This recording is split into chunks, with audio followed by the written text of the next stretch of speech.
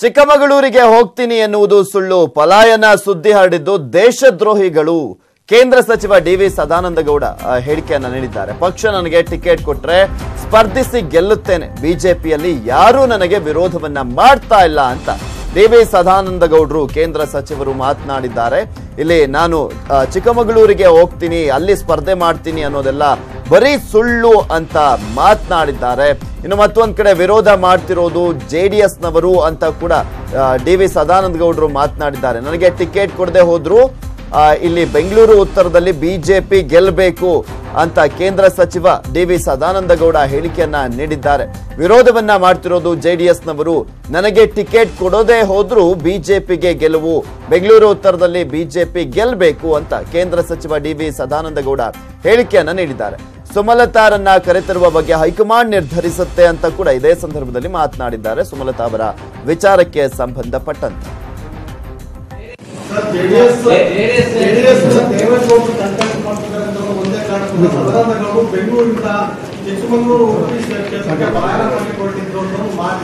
ಆರೋಗ್ಯ ಸುದ್ದಿ ಹರಡುವರು ದೇಶದ್ರೋಹಿಗಳು ಅಂತ ಹೇಳುವಂತ ವಿಚಾರ ನಾನು ಬಲವಾಗಿ ನಂಬಿದ್ದೇನೆ.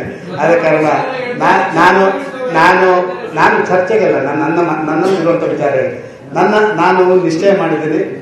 ನನ್ನ ಪಕ್ಷ ನನಗೆ ಬ್ಯಾಂಗ್ಳೂರು ನಾರ್ತಲ್ಲಿ ಟಿಕೆಟ್ ಕೊಟ್ಟರೆ ನಾನು ಇಲ್ಲೇ ಕಂಟೆಸ್ಟ್ ಮಾಡಬೇಕು, ಇಲ್ಲದಿದ್ದರೂ ಬ್ಯಾಂಗ್ಳೂರು ನಾರ್ತ್ ಬಿಜೆಪಿ ಗೆಲ್ಲಬೇಕು.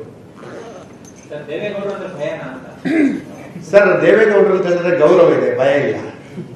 ನಾನು 4-6 ಬಾರಿ ಹೇಳಿದ್ದೇನೆ, ನಿಮ್ಮೆಲ್ಲ ಪತ್ರಿಕೆಗಳಲ್ಲಿ ಮಾಧ್ಯಮದಲ್ಲಿ ಬಂದಿದೆ. ಇಷ್ಟೊತ್ತರೆ ಸ್ವಲ್ಪ ಸಣ್ಣವರಲ್ಲಿ ಸಣ್ಣದಿದ್ದೀವಿ, ಈ ಸರಿ ಸ್ವಲ್ಪ ದೊಡ್ಡವರು ಸಿಕ್ಕಿದ್ರೆ ಸಂತೋಷ. ಖಂಡಿತ ಅದರಲ್ಲಿ ನಾನು ಯಶಸ್ವಿ ಗಳಿಸ್ತೇನೆ ಅಂತ ಹೇಳುವಂತ ವಿಶ್ವಾಸ ನನಗೆ.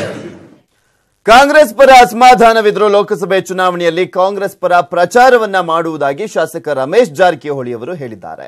ಬೆಂಗಳೂರಿನಲ್ಲಿ ಮಾತನಾಡಿರುವಂತಹ ಗೋಕಾಕ್ನ ಶಾಸಕ, ಅಭ್ಯರ್ಥಿ ಆಯ್ಕೆ ಮಾಡುವುದು ಹೈಕಮಾಂಡ್ಗೆ ಬಿಟ್ಟಂತ ವಿಚಾರ, ಅಭ್ಯರ್ಥಿ ಯಾರೇ ಆದ್ರೂ ಪಕ್ಷದ ಪರ ಕೆಲಸವನ್ನ ಮಾಡುವುದಾಗಿ ಹೈಕಮಾಂಡ್ ತೀರ್ಮಾನದಂತೆ ನಡೆದುಕೊಳ್ತೇವೆ ಅಂತ ಹೇಳಿದ್ದಾರೆ.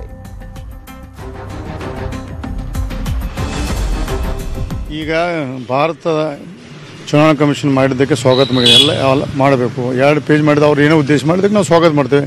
2 ಪೇಜ್ ಅದಕ್ಕೆ ಸರಿಯಾಗಿ ಎಲ್ಲರೂ ಜಾಸ್ತಿ ಹುಟ್ಟಿಗೆ ಒಂದು ಉದ್ದೇಶ ಮಾಡಿದ ಅದಕ್ಕೆ ಸ್ವಾಗತ ಮಾಡ್ತೇವೆ.